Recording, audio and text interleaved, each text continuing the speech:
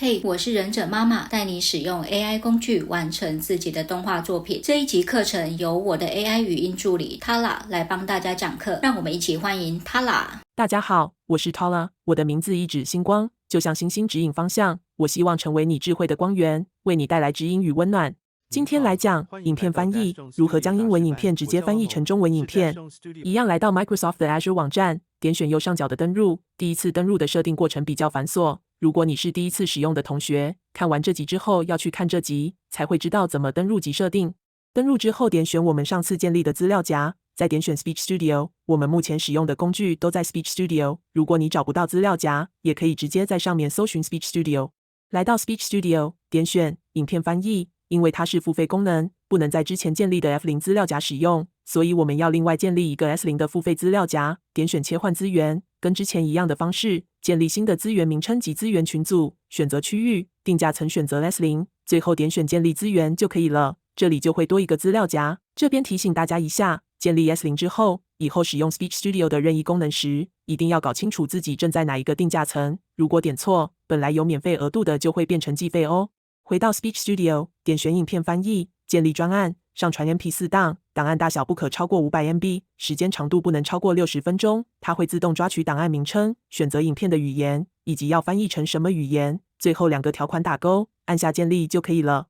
影片翻译完成之后会出现在这边，点进去可以看到左手边是翻译完成的影片，可以预览，右手边是原始字幕及翻译后的字幕。如果有错误，可以在这里直接修改内容。如果有2个人以上，可以选择 Speaker， 点选右下角3个点点，可以新增或删除字幕。接着来看左上方，点选语音设定，可以更改声音。如果要将同一部影片再翻译成其他语言，点选新增语言，选择要翻译的语言，下面2个一样要打勾，再按翻译就可以了。会另外建立新的影片档案。影片预览没问题之后，按下载就可以下载影片及字幕档案。如果不要这个档案，回到影片翻译的资料夹下面，每个专案右下角的3个点点有删除的选项，点选删除之后，还要再次输入删除2个字确认才能删除，大概是避免大家误删，毕竟再做一次要再花钱。另外要注意一点，这边下载的影片档跟字幕档是分开的，字幕要自己加回影片，但是他给的字幕档是 VTT， 无法直接导入剪映里做编辑，该怎么办呢？这时候当然是要问 ChatGPT， 他帮我们提出了3种方法，看完都昏倒了，这么麻烦的事情，怎么可以叫人类做呢？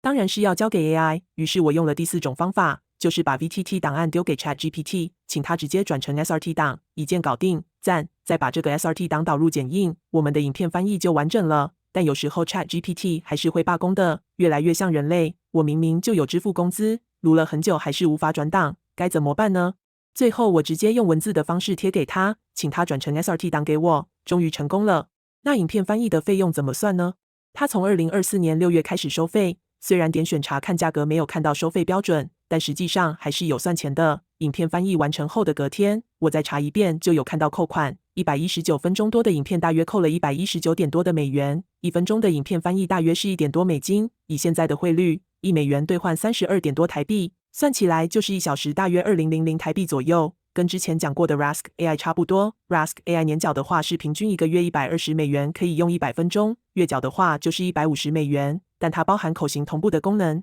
这个价位对一般人来说并不便宜，但跟人工翻译比起来也不算贵，预算比较紧的同学，这笔钱就只好自己赚，自己花时间先将语音转文字，再将文字翻译，最后将翻译后的文字转成语音，再用剪辑软体对齐，所以有将这些功能整合在一起的剪辑软体还是值得评估的。所有步骤最花时间的就是对齐这件事，对齐有3个方式，第一，调整声音的速度，但是忽快忽慢很不舒服。第二，善用影片的定格功能，延长片段时间，让它与声音的长度一样长。第三，把整部影片速度调慢，再将音轨对齐。今天分享就到这边，谢谢大家。是不是很简单呢？赶快去试试看吧！别忘记订阅我的频道、按赞，还有开启小铃铛，让我们一起站在 AI 这个巨人的肩膀上，看得更高更远吧！